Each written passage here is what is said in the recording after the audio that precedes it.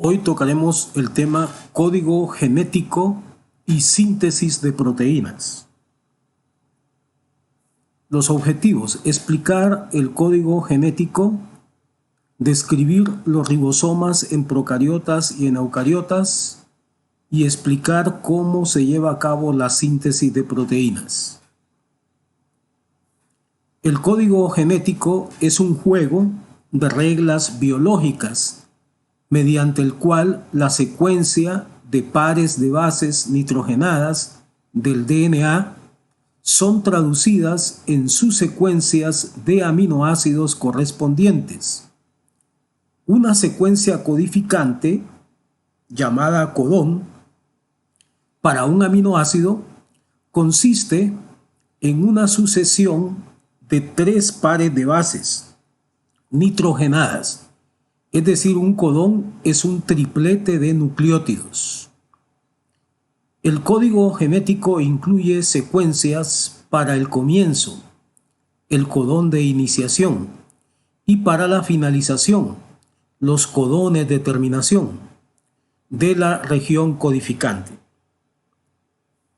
La información genética fluye desde el DNA al RNA y desde el RNA a la proteína. La secuencia de nucleótidos en el transcrito de RNA es complementaria a la secuencia de nucleótidos de la cadena molde de su gen, es decir, del DNA, siguiendo la ley de apareamiento de bases.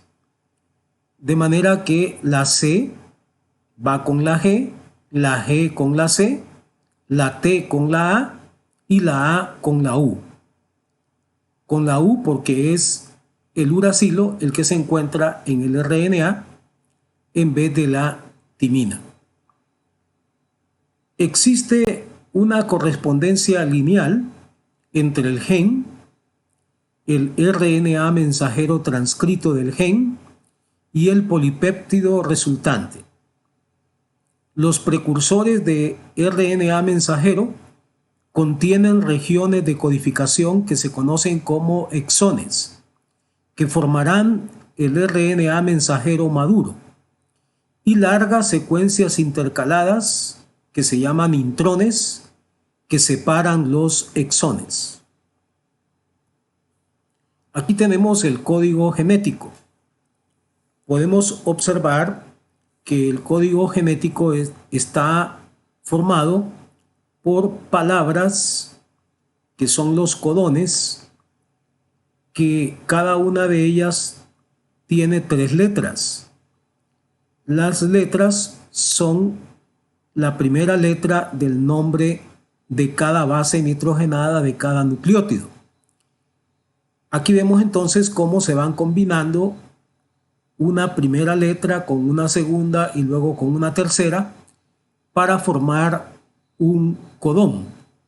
Por ejemplo, observamos cómo si se combina como primera letra la U, como segunda letra otra U y como tercera letra otra U, se forma el codón UUU. Ese codón UUU es para el aminoácido fenilalanina. Si combinamos la U con la U, pero ahora con la C, se nos forma el codón UUC, que resulta que ese codón también es para la misma fenilalanina. Pero luego si combinamos la U con la U y luego con la A, como tercera letra, se nos forma el codón UUA, pero este ya es para otro aminoácido, para la leucina. Y así sucesivamente se van formando los respectivos codones. Podemos aprovechar acá la figura para observar algunas cosas. Observen que la mayor parte de los aminoácidos tienen varios codones. Por ejemplo, la fenilalanina, aquí ven que tiene 2 codones. La leucina tiene estos 2 y luego tiene estos 4, o sea que tiene 6 codones. Entonces, la mayoría de los aminoácidos tienen varios codones y no solamente uno. Sin embargo, observamos que la metionina tiene un codón nada más, que es el AUG. Y también observamos que hay otro aminoácido que es el triptófano, que también tiene solamente un codón. Entonces solamente hay dos aminoácidos, la metionina y el triptófano, que tienen un solo codón. Los demás aminoácidos tienen más de un codón.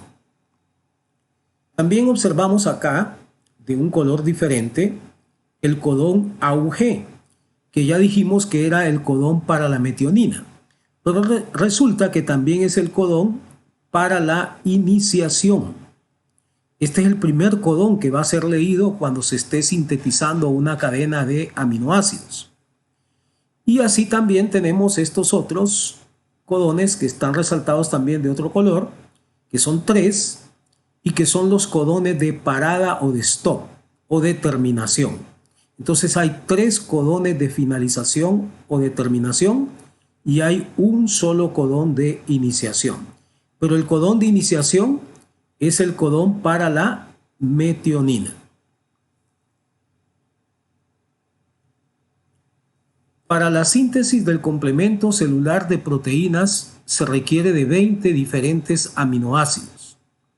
Debe haber, por lo tanto, 20 codones distintos que constituyen el código genético, como mínimo. Pero cada codón está formado por 3 nucleótidos y al hacer las combinaciones resulta que se forman 64 codones específicos. Entonces, el código genético tiene 64 codones, pero en realidad solo se necesitarían 20 si existiera un codón para cada uno de los 20 aminoácidos que participan en la síntesis de proteínas. En otras palabras, hay codones de sobra porque son 64 y solo se requieren 20 como mínimo. Aquí tenemos que el código genético tiene varias características. Es degenerado, es no ambiguo, es no solapante, es sin puntuación y es casi universal. Vamos a referirnos a cada una de esas características. El código genético es degenerado. Un sistema de codificación es degenerado cuando diversas señales tienen el mismo significado. El código genético es parcialmente degenerado, debido a que la mayoría de los aminoácidos están codificados por varios codones. Como vimos, habían 2 aminoácidos que solamente estaban codificados por un solo codón,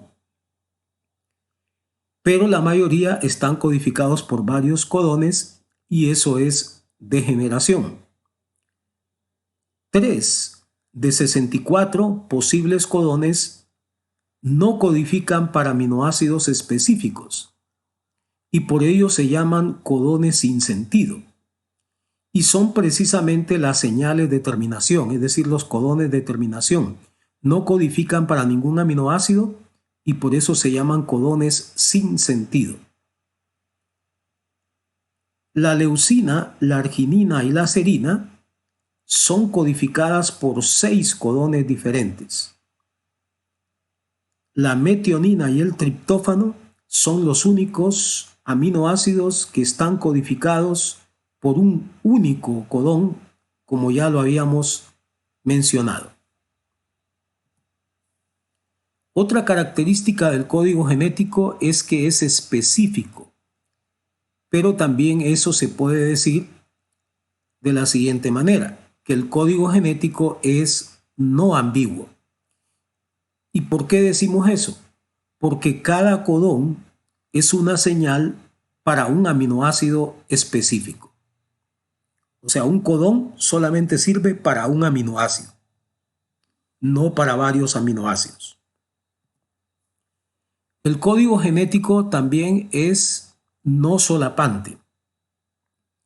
Esto significa que una base nitrogenada no puede ser parte de dos codones, sino solo de uno. En otras palabras, cada tres bases o nucleótidos forman un codón.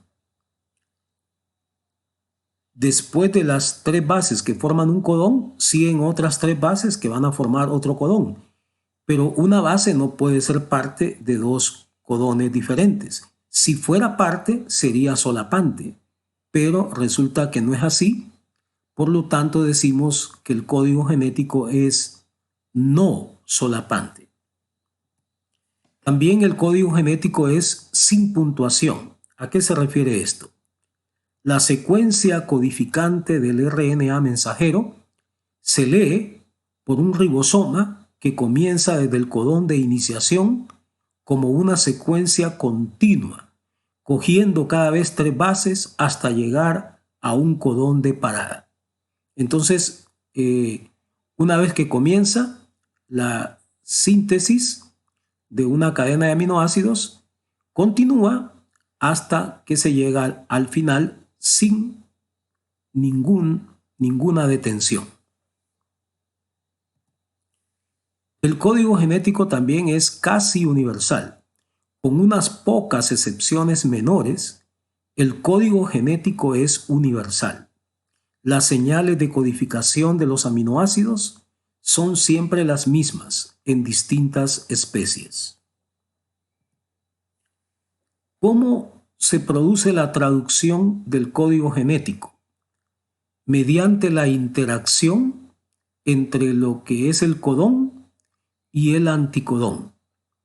Las moléculas de RNA de transferencia, que funcionan como adaptadoras, transportan un aminoácido específico en el 3' terminal y poseen una secuencia de tres bases que se denomina anticodón. El apareamiento de bases entre el anticodón del RNA de transferencia y el codón del RNA mensajero es responsable de la traducción de la información genética de los genes estructurales.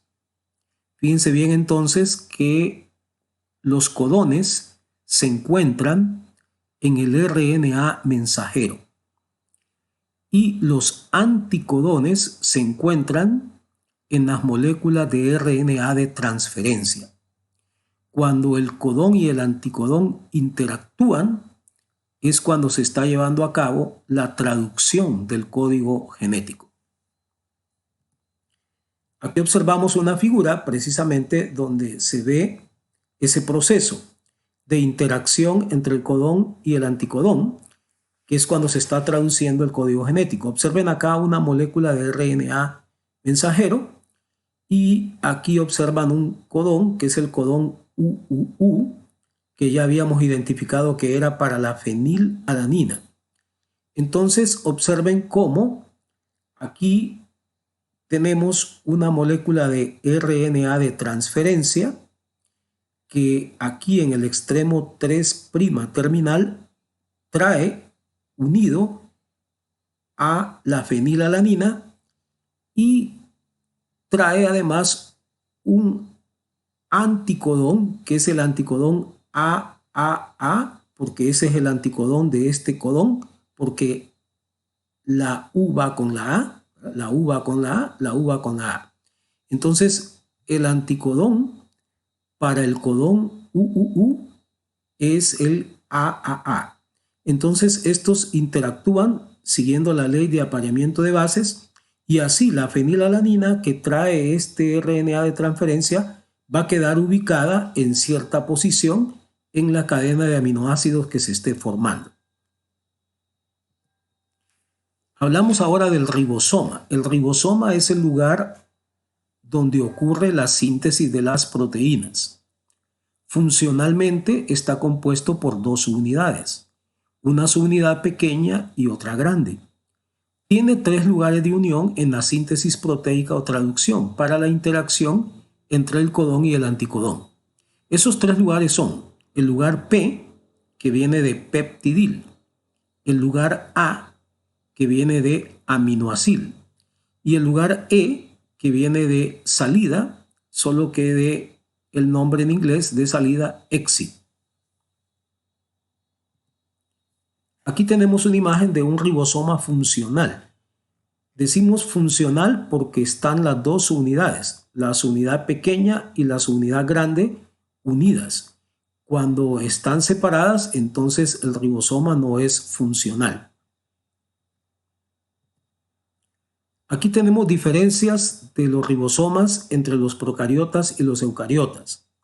En los procariotas las subunidades son más pequeñas que en los eucariotas. En los eucariotas entonces las subunidades son más grandes. El ribosoma funcional en los procariotas es de 70S. Acuérdense que S son unidades de sedimentación. En cambio, en los eucariotas es de 80S. Entonces, se ve pues que las subunidades son más grandes en los eucariotas.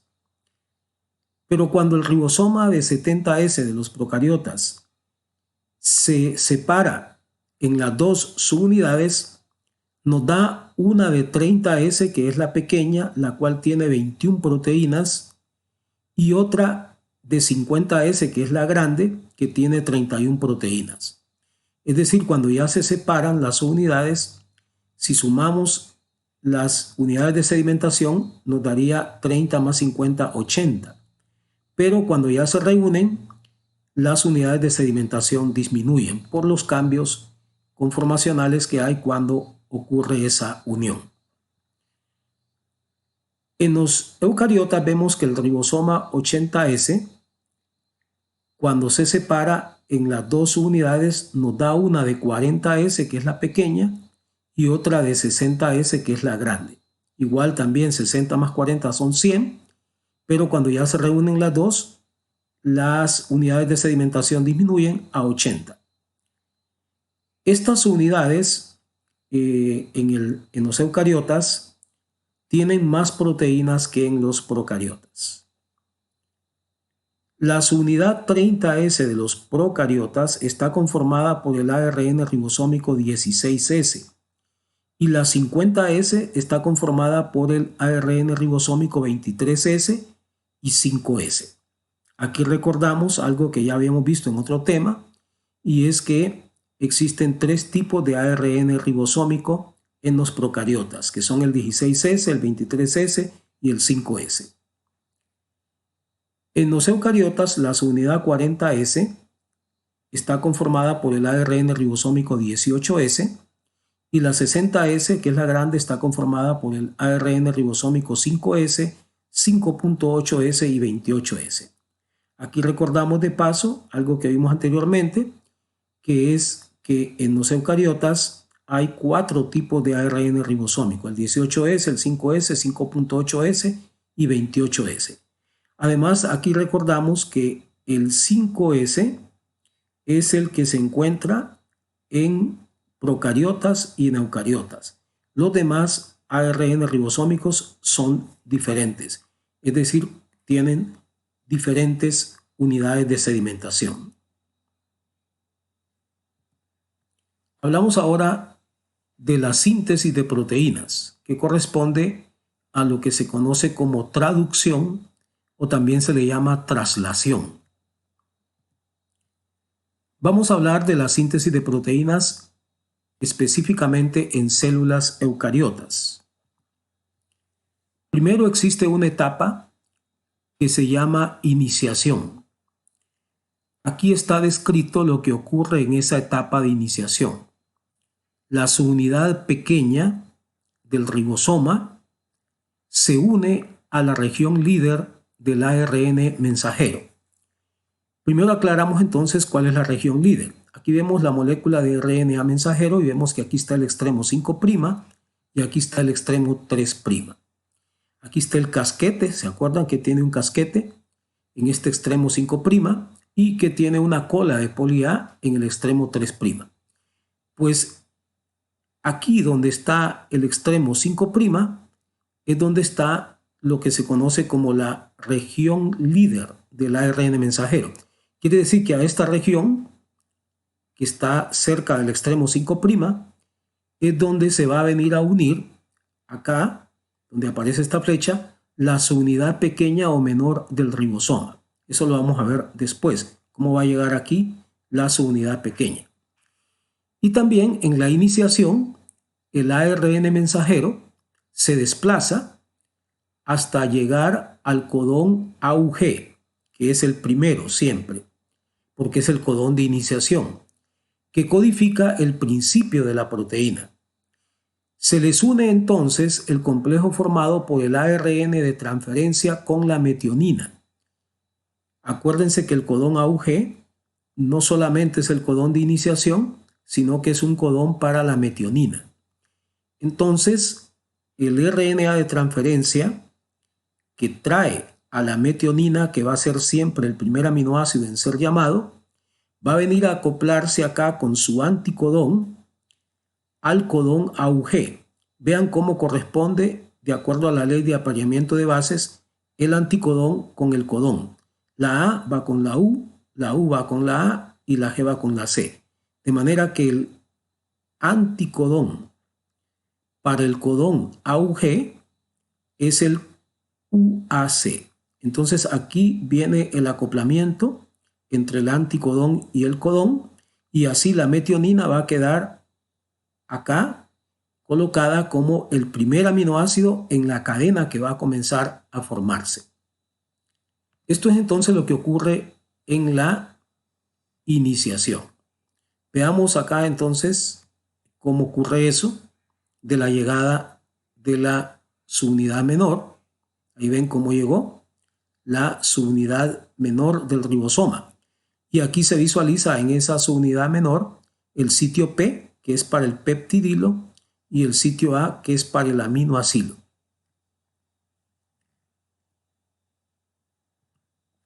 Ahora comienza la elongación, que va por pasos.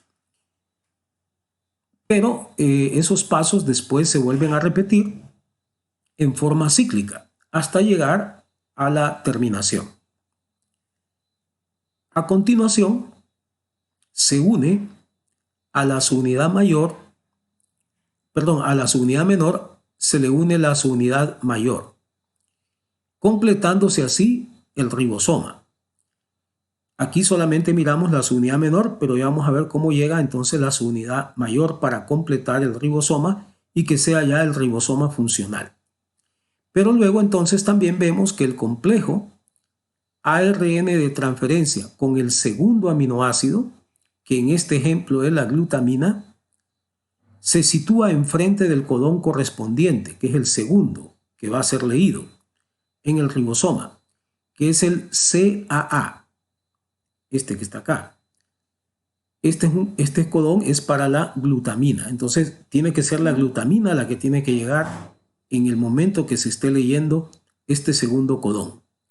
La región del ribosoma a la que se une el complejo ARN de transferencia con la glutamina, que va a llegar acá, se llama región aminoacil A o región A. Aquí es donde va a llegar entonces el RNA de transferencia con su anticodón y con el aminoácido glutamina. Aquí lo observamos cómo llegó la subunidad mayor para unirse con A menor y completarse así el ribosoma, y cómo llegó el RNA de transferencia, con la glutamina y también con el anticodón GUU, que es el anticodón para el codón CAA. El codón CAA es un codón para la glutamina. Por eso es que es la glutamina la que llega acá. Continuamos entonces describiendo los eventos en la elongación. Se forma el enlace peptídico entre el grupo carboxilo de la metionina, que ya había llegado de primero, y el grupo amino del segundo aminoácido, que ya dijimos que en este ejemplo es la glutamina. Entonces aquí ven cómo la glutamina y la metionina ya están unidas por un enlace peptídico y ya se formó una cadena de 2 aminoácidos, un dipéptido. Continuamos. El ARN de transferencia del primer aminoácido, que es la metionina, se libera. Aquí vemos cómo se libera el RNA de transferencia que había traído a la metionina, porque aquí ya la soltó, porque ya quedó unida a la glutamina. Luego, el ARN mensajero se traslada, o sea, se sigue desplazando a lo largo del ribosoma, de tal manera que el complejo ARN de transferencia con la glutamina y la metionina queda en la región peptidil del ribosoma. Entonces aquí ven cómo ya el RNA de transferencia que tiene unido la glutamina pero también la metionina, o sea el péptido, ahora se pasa a la región P, que es para el peptidilo, para dejar libre la región A, que es para que llegue el siguiente aminoácido. Por eso se llama región aminoacil o región A. Entonces queda libre, ¿verdad?, la región aminoacil para la entrada del complejo ARN de transferencia con el tercer aminoácido. Y aquí vemos precisamente la entrada en la posición correspondiente a la región aminoacil del complejo ARN de transferencia con el tercer aminoácido, que en este ejemplo es la cisteína, correspondiente al tercer aminoácido. Vemos cómo entonces siempre tenemos que el RNA de transferencia que trae a la cisteína tiene su anticodón, que es el anticodón para este codón. El codón es UGC, entonces el anticodón tiene que ser ACG, y estos son entonces para la cisteína. Vean entonces cómo la U va con la A, la G va con la C y la C va con la G. Bien, entonces ahora continuamos. Ocurre la unión del péptido metionina-glutamina a la cisteína. Entonces ven cómo ya la cisteína queda incorporada en la cadena porque se une a la glutamina, pero la glutamina ya estaba unida a la metionina. Entonces ya la cadena ahora es de 3 aminoácidos y vemos así entonces cómo se va alargando la cadena. Luego se libera el RNA de transferencia correspondiente al segundo aminoácido, que era la glutamina. Ahí vemos cómo se libera. Luego el ARN mensajero corre hacia la otra posición, quedando el complejo ARN de transferencia con la cisteína, la glutamina y la metionina, formando una cadena ya de 3 aminoácidos, ¿en dónde? En la región peptidil del ribosoma. ¿Para qué? Para dejar libre otra vez la región aminoacilo para la entrada del siguiente aminoácido. Y aquí vemos la entrada del complejo ARN de transferencia con el siguiente aminoácido, que en este ejemplo es la leucina, que sería el cuarto aminoácido. Este se sitúa en la región aminoacil, que es donde se sitúa el RNA de transferencia con el aminoácido que trae, ¿verdad?, y mientras el otro, el péptido, está ubicado en la región peptidil.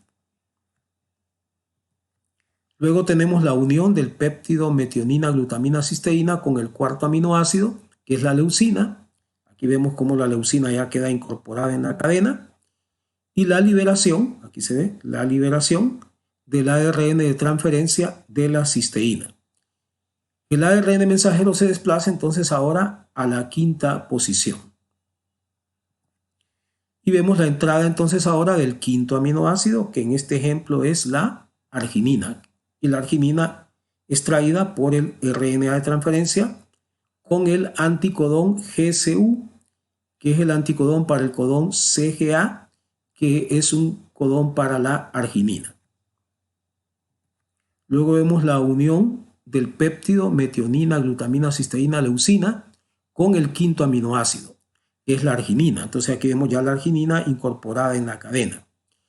Y también vemos la liberación del ARN de transferencia que había traído a la leucina. El ARN mensajero se desplaza a la sexta posición. Nada más que acá, en este ejemplo, vemos que el codón que sigue es un codón de finalización o de stop. Entonces, aquí terminaría la síntesis de la cadena de aminoácidos. En este caso se formaría, por supuesto, no una proteína, sino que un péptido. Pero cuando es proteína o cuando es un polipéptido, entonces los pasos continúan en forma cíclica hasta que se llega al codón de terminación. Y se forman, pues, grandes cadenas de aminoácidos o largas cadenas. Ahora pasamos a la finalización y ven cómo todo se va desensamblando y todo se va separando. Y vemos la liberación del péptido, en este caso péptido, pero en el caso de que fuera proteína también la liberación de la proteína. Las unidades del ribosoma, como ven, se disocian, se separan y también se separan del RNA mensajero. Eso ocurre en una primera etapa de la finalización. Pero luego viene una segunda etapa de la finalización, que esto ocurre después de unos minutos. Los ARN mensajeros son digeridos por enzimas que se encuentran en el hialoplasma, como podemos verlo a continuación. Ahí vemos la enzima, cómo llega a degradar al RNA mensajero. Eso ocurre después de unos minutos.